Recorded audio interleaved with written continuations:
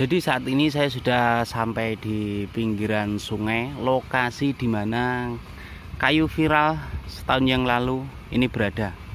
Upamane niki kajeng ngaten sadedek kula ngoten. Pancange ngaten sekawan meter. Niku sak ngertasin jenengan kajeng napa Mbah niki? Kita lihat dulu kayunya seperti apa. Lah niki badan dari tangklet, Mbah. Nggih. Niki aslinya sejarah kajeng niki pripun to riyen? Menika mobil yang datar diadakan dari enten yang gede wireng Niku teng mobilnya napa? dalu dipeni. Oh, diimpeni. Wong Gedulan ini ceritanya nganu mecel ini lho Mas, kan dicerita di mbah kula niku. Sing dipeceli ya kayu gede iki apa sing Mecel niku terus yogane niku terus carane nggih bilang iki sepriki nggih mboten ngene. Menurut kesaksian dari Mbah Sutresno tadi membenarkan bahwa keadaan Pak Yasin saat ini sedang sakit semenjak setelah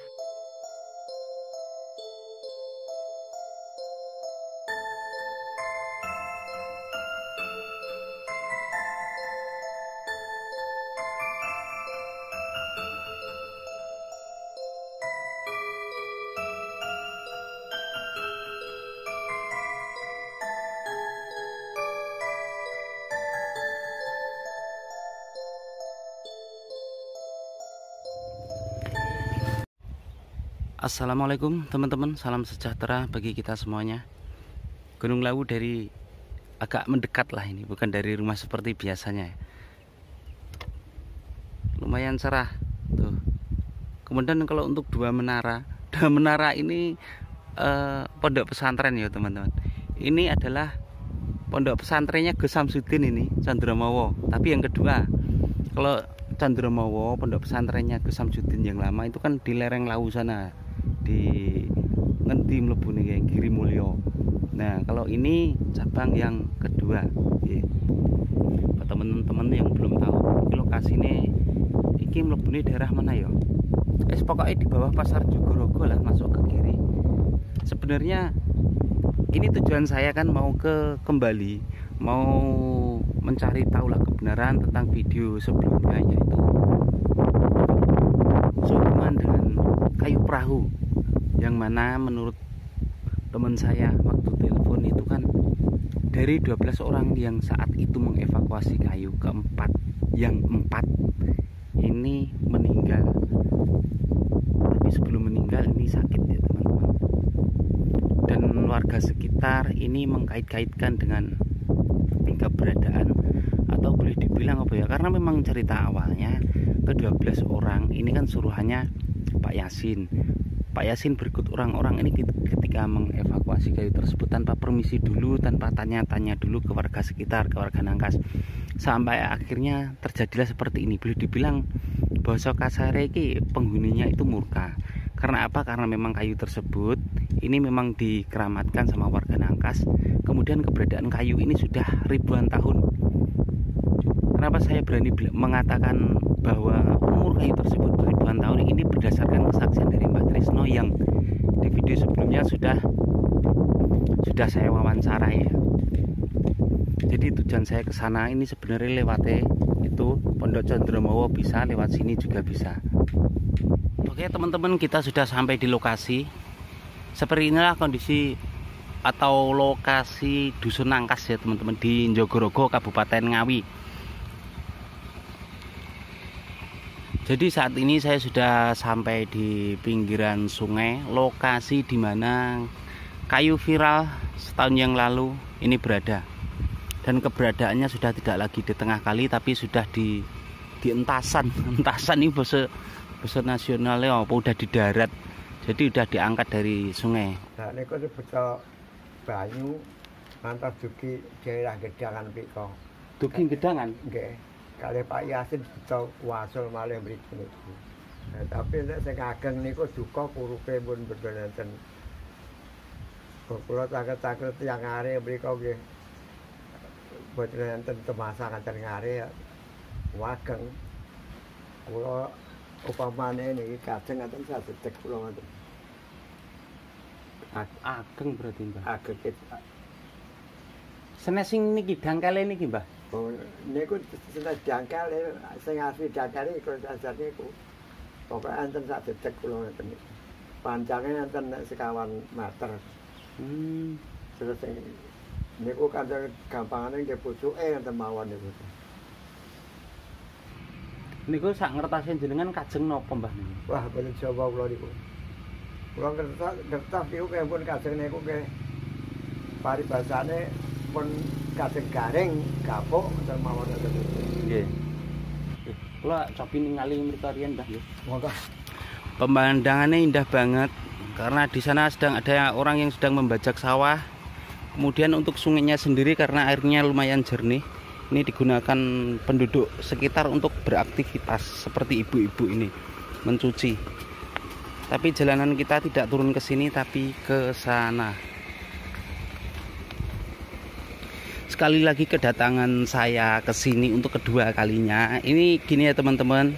Buat teman-teman yang belum menonton video sebelum ini, monggo silahkan ditonton dulu karena di situ ada berita yang cukup menarik untuk disimak sehubungan dengan keberadaan kayu ini.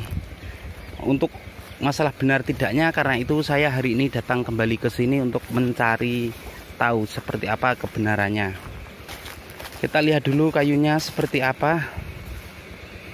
Buat teman-teman yang belum menonton, jadi konten saya yang membahas tentang kayu ini sudah dua. Yang pertama, saya datang ke sini dengan narasumber Mbah Trisno menceritakan sejarahnya kayu ini. Kemudian untuk yang kedua itu adalah rekaman ketika saya ngobrol, saya ditelepon sama teman saya. Seperti ini ya teman-teman. Mbah tadi mengatakan bahwa sebenarnya kayu ini bukanlah tonggaknya. Sekali lagi bukan tonggaknya. Ada satu potong lagi yang besarnya.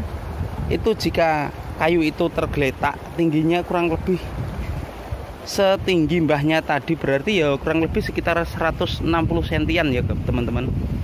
Kemudian untuk panjangnya sekitar 4 meter. Itu hanyut di sungai ini ketika banjir. Saat mbahnya tadi mencari tahu di mana mungkin nyangkut atau ditemukan orang, ternyata ditanyakan ke orang-orang bawah, tadi mbahnya menyebut ngare. Ngare itu bahasa Jawa yang maksudnya orang di dataran rendah ya teman-teman, itu ngare. Sudah lepas dari lereng Gunung Lawu itu ngare. Untuk rumah saya sendiri yang ada di Gedung Galar, berarti ini masuknya udah ngare. Apakah benar ini bukan tonggak? Kita perhatikan lagi kayunya. Seperti inilah bentuknya. Kalau menurut saya kayak ini, kayak tonggak ya. Ini pangkal pohon, karena bentuknya seperti ini. Ini kalau menurut saya ini bekas akar yang kepotong. Kita bayangkan saja berdiri. Saya cari posisi dulu lah. Nah, saya sudah berada di atas batu ya teman-teman. Bisa kita perhatikan dari atas. Kita bayangkan posisi kayu ini berdiri. Bisa saja bagian yang menonjol ini adalah akar samping yang putus, karena ini ada bekas putusannya, seratnya masih. Kemudian dia membentuk begini. Kemudian untuk bagian ini adalah akar tunjang ya, akar yang ke bawah, ke dalam tanah. Ada satu lagi akar di bagian sini. Ini kalau menurut saya sekali lagi, karena diperkuat lagi dengan bentuknya yang ini nih. Ini kan agak legok. Ini apa ya? Pembatas antara satu akar dengan akar lainnya. Di sini akar, ini akar tunjang, akar yang ke bawah. Yang itu adalah akar satu lagi yang ke samping. Kalau menurut saya ini tonggak, ini pangkal pohon ya teman-teman. Tapi mbahnya tadi menyebutkan bahwa ini sebenarnya bukan tonggaknya. Ada lagi pohon yang lebih besar dari ini. Tingginya setinggi mbahnya tadi dipraktekkan berdiri. Kemudian untuk panjangnya sekitar 4 meter, ini sudah hanyut. Wallahu alam seperti apa kebenarannya. Karena memang mbahnya lebih tahu. Beliau dari lahir sudah hidup di sini. Sedangkan saya hanya pendatang ya teman-teman.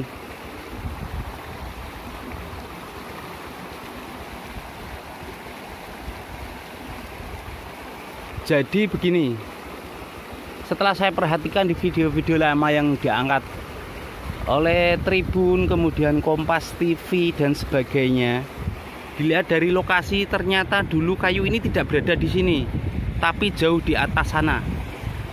Di atas sana. Karena di bawah pohon bambu ini di situ ada tempat sangkruan. Nah, wong Ngawi lah nyebut iki anu lincak, tempat-tempat duduk. Dan itu di video lama posisinya masih kesananya lagi, berarti berada di Kedung. Kedung itu lubuk. Di itu tepat di sebelahnya situs Watu Lawang. Jika teman-teman masih bingung dengan lokasi ini, cari saja karena di sini sudah ditandai sebuah lokasi Watu Lawang. Watu Lawang Jogorogo. Nanti pasti ketemu jika memang mau ke sini loh ya. Nanti tinggal mengikuti arahan dari Google Map, rute Google Map itu saja. Dan selanjutnya saya mau mencari satu narasumber lagi karena memang di sini saya belum puas sebelum saya benar-benar mendapatkan faktanya seperti apa. Lah niki badan dari tangklet, Mbah. Nggih. Niki aslinya sejarah kajeng niki pripun to riyen? Lupa. Amargi kula tangklet bae wau, nek sing riyen kula mriki asale nyanjangi Mbah Tresno niku ngeten. Panjange riyen kalih sinten Pak Yasin apa pripun ngoten. Nggih, Pak Yasin itu. Dipendet king lepen. Nggih. Dirah ngoten dunggahne. Nggih. Tapi kula ngobrol kalih Mbah sing niku wau sing wonten musolane niki. Sanjange Pak Yasin niku nganu, riyen pun nate kintir dugi pundi Talang, napa pundi? Biyen Nate kintir terus sing beto mriki Pak Yasin melih ngoten. nggih, beto mobil yang bantar dialih diagapan gorenge enten yang gede itu ireng. Niku teng mobile napa? Dalu pripeni. Oh, diimpeni. Diagapan itu. Beto tugelane iki. Niku maksudnya beto tugelane niku beto wasul napa? Beto mriki. Saking Dibuat king Wirata. oh king wiratane. Nggih nggih. Lah sing leres ceritane. Keli terus mandek kan Wirata di komiti. Oh, ngoten. Lah sing leres ceritane niku Pak Yasin niku ngerah king lepen apa Pak Yasin balekne teng mriki saking anu mriko? Gedangan. Wirata. Nggih, Wirata komiti. Oh, ngoten. Tugelane. Lah sing ngerah king tengah lepen. Nggih Pak Yasin niku. Ya Pak Yasin. Sebenarnya obrolan dengan Simbah ini cukup panjang sekali sampai kita duduk-duduk di pinggir sungai ini. Di dalam obrolan ini sempat saya tanyakan kepada Simbahnya, apakah benar Bapak Yasin saat ini sedang sakit? Simbahnya ini mengatakan ternyata benar, semenjak setelah mengangkat kayu ini, Pak Yasin ini sudah sakit-sakitan sampai sekarang. Uang gituan ini ceritanya nganu mecel ini lho Mas, kan dicerita di mbah kula niku. Sing dipeceli ya kayu gede iki apa sing Mecel niku terus yogane niku terus carane nggih bilang ngoten. Iki sepriki nggih mboten ngene mulai. Pados nggih mboten enten. Lah ceritane sampean berarti memperkuat karo sing disampaikan Mbah Tresno dhisik ndek mben. Nah, Mbah Tresno kan lah menyampaikan anake ilang gak karuan ning ndi. Terus sing wedok lara linglung kuwi tekan saiki kaya wong wis kasarane ngomong wong edan ngono lah. Kaya wong hilang ingatan. Kula sing critani nggih mbah-mbah kula niku. Ya teman-teman, itulah tadi kesaksian dari dua orang warga. Yang satu Mbah Sutresno tadi warga Nangkas ini. Kalau satunya tadi ini Mas Bayu rumahnya Tumpang. Jadi ternyata Nangkas ini hanya sebagian wilayah. Wilayah aslinya yang luas ini adalah dusun Tumpang. Jadi Tumpang ini terbagi menjadi beberapa wilayah, termasuk salah satunya adalah Nangkas ini ya teman-teman. Nah, dari kesaksian keduanya bisa kita simpulkan, menurut kesaksian Mbah Tresno tadi ternyata memang benar Pak Yasin ya. Menurut kesaksian dari Mbah Sutresno tadi membenarkan bahwa keadaan Pak Yasin saat ini sedang sakit semenjak setelah mengangkat kayu tersebut, sakit-sakitan. Hal ini membuktikan kebenaran akan cerita teman saya yang kemarin menghubungi saya lagi, yang katanya Pak Yasin sudah sakit-sakitan. Sedangkan 4 orang lainnya ini sudah meninggal. Kita doakan ya teman-teman, semoga Pak Yasin ini segera diberikan kesembuhan. Amin ya robbal alamin. Wes, saya rasa cukup sekian. Saya mau pulang dulu. Terima kasih. Assalamualaikum warahmatullahi wabarakatuh.